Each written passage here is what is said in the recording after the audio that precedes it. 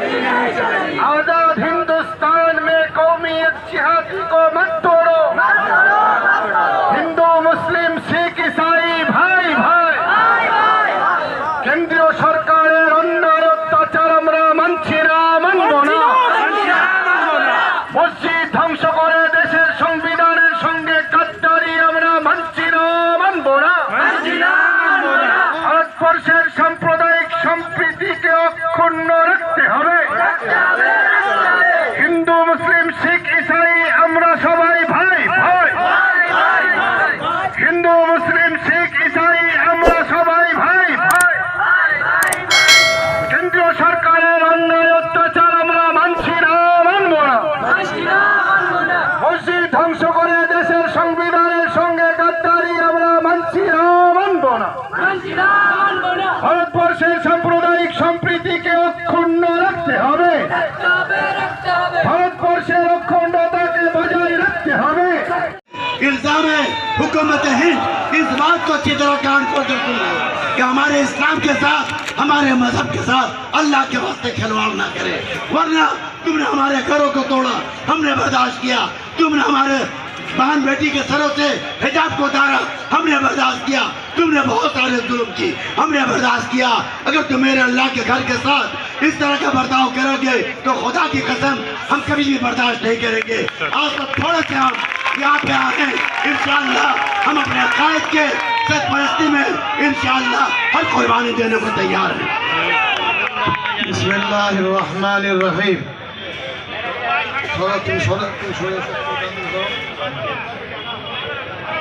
बांग्ला जुबान में आज का एलामिया घोषणा पत्र हमें पढ़ी, बीच बीच में उर्दू हम बता देंगे आपको।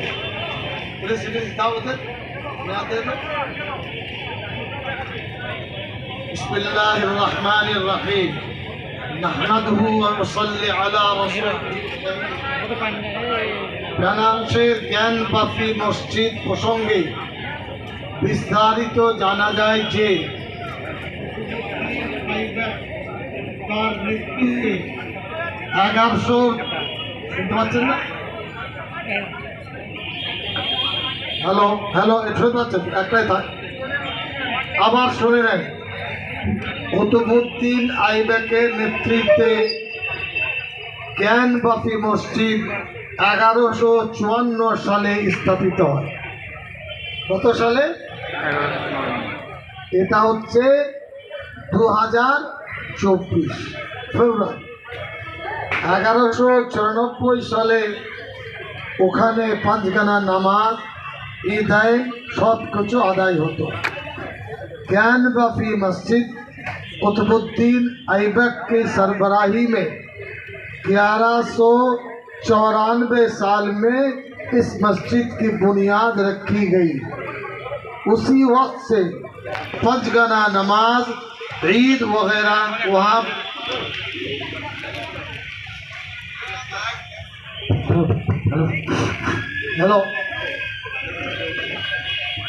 हेलो अच्छा 1638 সালে মসজিদ সংস্কার ও সৌন্দর্যায়নের জন্য বাদশাহ আলমগীর অসামান্য খিদমত করেছেন। আইবেকের পরে মসজিদ বাদশাহ আলমগীর রহমতুল্লাহ আলাই তিনি এই মসজিদটি 1678 সালে সুন্দরভাবে সাজিয়েছেন। द्वितीय यानी मस्जिद तो बनी 1194 में। मस्जिद को संवारने में आलमगीर रहमतुल्लाह अलैह 1878 में उनकी यानी मुख्तलिफ निगारी, खूबसूरत निगारी का काम उन्होंने किया। 1991 साले अभी फिलहाल उग्रवादी हिंदूरा বেনারসে জেলা আদালতে গিয়ে রিট পিটিশন দিয়ে মসজিদে পুজো পাঠের অনুমতি চান। ये पहला मौका है। कानूनी तरीके पर 1991 में हिंदुत्व जो ताकत है, बनारस की अदालत में रिट पिटीशन डाल करके कहा मस्जिद में पूजे की अनुमति दीजिए। 800 বছর ধরে এই মসজিদটি চলে এসছে, কেউ কোনো প্রশ্ন তুলেননি। 800 साल से मस्जिद चल रही है, किसी ने कोई मांग नहीं किया। 800 साल हिंदुस्तान में हिंदू लोग थे, लेकिन मस्जिद को मंदिर बनाने का, पूजा पाठ करने का कोई काम उन्होंने नहीं किया। बीच में बताते चले मुगल बादशाहों का ज़माना कमोपेश 850 साल है। अगर हर साल एक एक मस्जिद तोड़ते तो कितना होता, हिसाब करके बताइए। 56 है जी जी। तो ये मुगल बादशाहों ने नहीं किया, बल्कि मंदिर बनाने के लिए जगह दी और हिंदू के धर्म गुरु को पैसा दिया। ये काम अपने बुजुर्गों अकाबिर का है। তথ্য দিয়ে জায়গা দখল করে पुजारी होते चाहे, ये असल में चाहते हैं हिंदू लोग कि हमको कानूनी सहारा दो ता हम पूजा करें।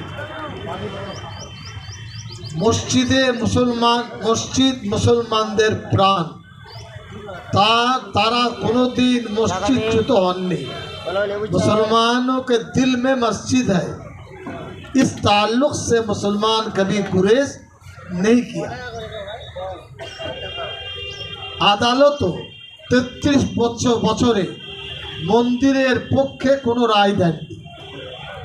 ये बात में सुन लीजिए, अदालत ने रिट पिटीशन गया, लेकिन 91 से अब तक अदालत ने राय नहीं दी कि मस्जिद है, हम कैसे राय दे सकते हैं। बीजेपी क्षमता आसार पर मस्जिदे शिवलिंग खोजार हिड़िक शुरू करेছে। पेट में मरोड़ है, ये शिवलिंग है। आपकी मस्जिद 800 साल, कोर्ट में रिट पिटीशन के 33 साल में कोर्ट ने डकार नहीं लिया कि नहीं भाई ये तो मस्जिद है, हम कैसे राय देंगे। इनको आया कि फला मस्जिद में शिवलिंग है, फला जगह कोई मूर्ति है। एक पकी पकाई साजिश है, मुसलमानों को नुकसान देना, मुसलमानों के साथ भेदभाव बढ़ाना, मुसलमानों को कमज़ोर करना, और हम आप कहाँ खड़े हैं वो थोड़ा सा धक्का देकर जांचना चाहते हैं। ये असल मकसद है। इन मकसद को आपने हमने समझ लिया है तो इंशाल्लाह आगे चलकर बहुत रास्ता खुलेगा। और सुन लीजिए, नबी करीम मोहम्मद रसूलुल्लाह सल्लल्लाहु अलैहि वसल्लम जब मक्का मुकर्रमा से मदीना तैयबा तशरीफ़ लाए तो आपने कहा हम एक मस्जिद बनाएंगे।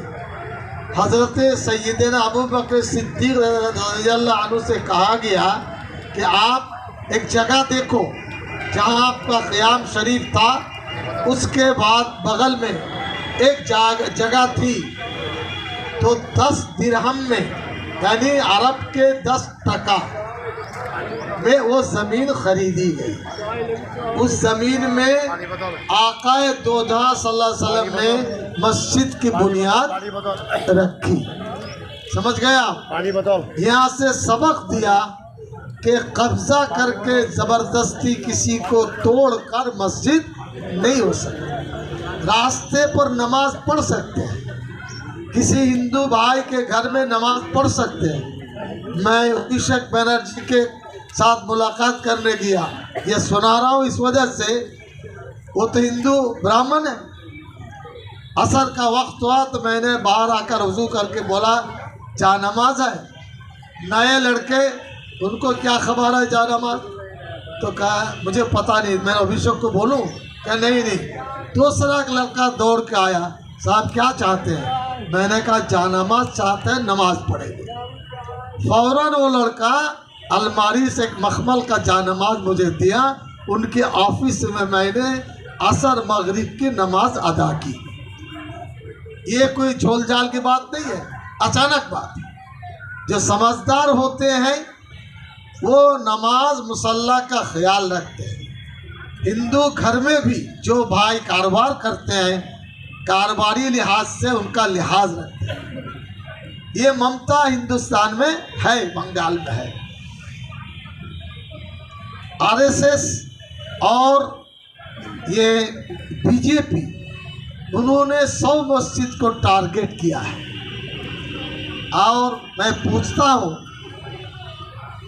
रामायण, महाभारत, गीता, उपनिषद कई हिंदू बताएंगे?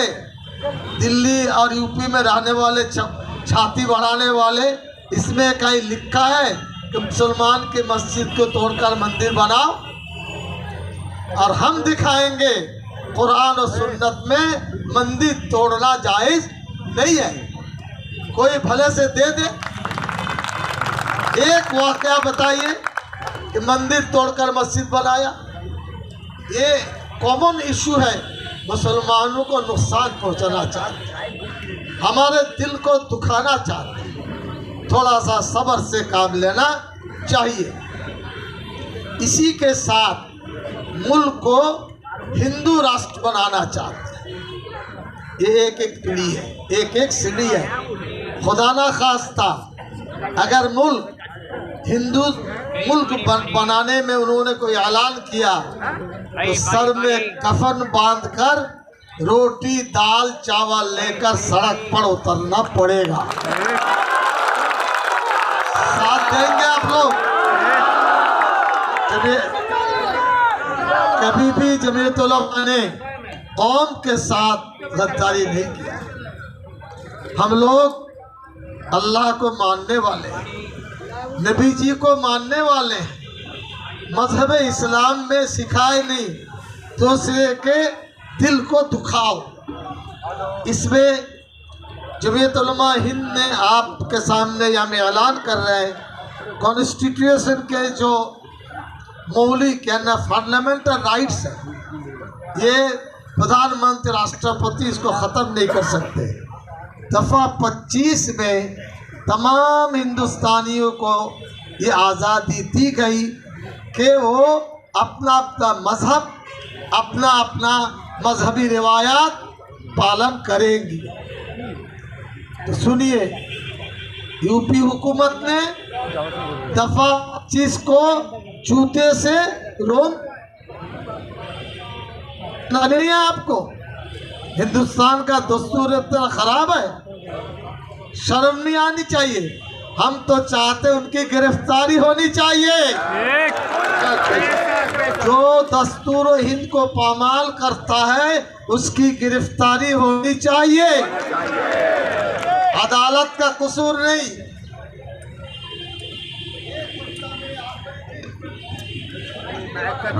हेलो, एक हफ्ता में जिस दिन वहां से वो रिटायर करेंगे, जज साहब ने ऐलान कर दिया। जज साहब ने देखा 800 साल तारीख पढ़ा, एक एक साल एक एक 100 पढ़ा नहीं। उनके सामने नकल कोई मूर्ति हो, कोई चीज़ हो, रख करके बताए साहब ये मिला है। अरे बस तुमने खोदा, तुमने निकाला, जज साहब का क्या कसूर है? तुमने जज साहब को पाबंद किया। ये हिंदुस्तान के लिए बहुत खतरनाक घड़ी है। 1991 में एक कानून पार्लियामेंट में बना, वो भी सुन लीजिए। वो क्या है? 1947 से पहले कोई मस्जिद, कोई मंदिर, कोई गिरजा, कोई गुरुद्वारा जो भी हैं वो अपनी हालत में बाकी रहेंगे। सुन लिया आपने? ये पार्लियामेंट में कानून पास हुआ 1991 में 91। कोई मजहबी इदारा, मंदिर हो, मस्जिद हो, खानका हो, गुरुद्वारा हो, 47 से पहले है तो कोई हाथ लगा नहीं सकता। और ये तो 1194 में कायम, पार्लियामेंट के कानून शिकनी की, इसलिए सजा होना बहुत ज़रूरी है। समझ गए आप? जमीयत कोई बात कहती है बहुत ज़्यादा मुदल्लल, 47 साल से पहले, 15 अगस्त से पहले जो मस्जिद कायम है कायम रहेगी, कोई तोड़ नहीं सकता।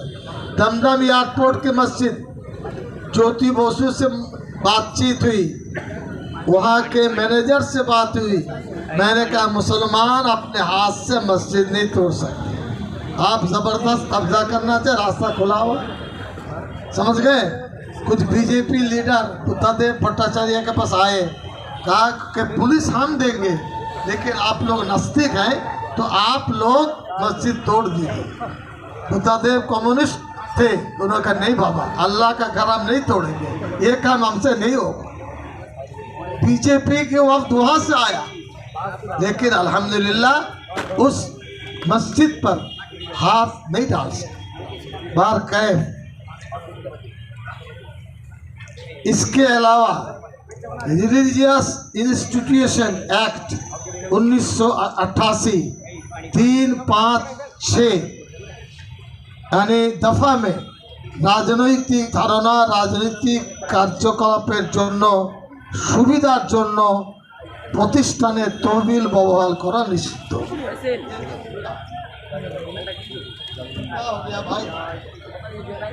ये भी बीजेपी के साथ है।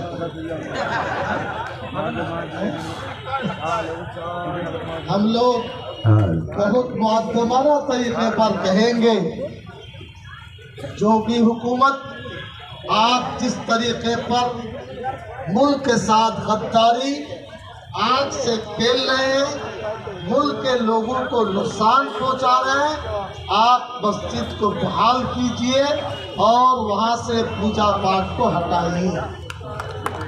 कुरान करीम में है, आपने भी पढ़ा, नमाज में पढ़ते हैं, लकुम दीनुकुम वलिय दीन, आपका मजहब आपके साथ, हमारा मजहब, यानी हम दूसरे मजहब पर छेड़छाड़ करने वाले उम्मत नहीं है।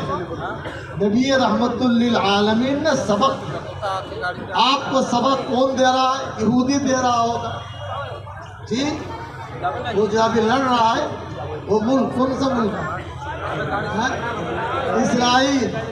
इसराइल के पेट से जन्म लिए होंगे। हिंदुस्तान को तकसीम करो, भेदभाव बढ़ाओ, झगड़ा बढ़ाओ, इस तजवीज़ से आप मुत्तफ़िक़ हैं? हाथ उठा के बताइए। ठीक है, इंशाल्लाह जैसा जैसा आएगा हम दावत देंगे, खाना पीना नहीं भाई, कितना खिलाएंगे नहीं। ठीक, ये आपकी ईमानी जज्बा। अब मैं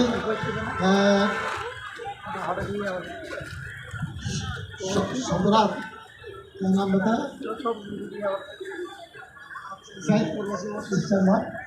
किशन हाँ, अमरजद सिंह तशरीफ लाए हैं। मैं क्या कहूँगा, 2-4 जुमला आप कहें।